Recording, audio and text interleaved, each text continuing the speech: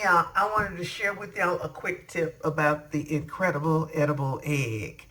And really and truly, you see a lot of people cracking eggs like this on a bowl or whatever. You really should crack your egg on a flat surface. But I want to show you how to separate an egg. And it is best to separate an egg when it's cold. Always separate it when it's cold. Even if your recipe calls for a room temperature egg, separate it when it's cold. It's just easier. And let me show you how to do it. So you just crack the egg and hold it over the bowl and let the white drip into the bowl and catch the yolk.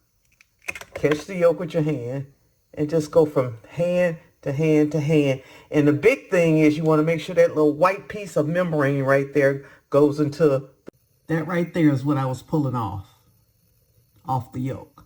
And now it's separated and you got a yolk, just a yolk, see, that's just a yolk.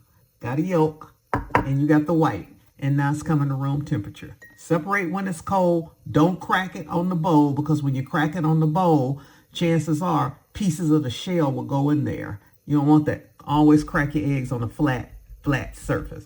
All right, your egg is separated. Rinse those hands off.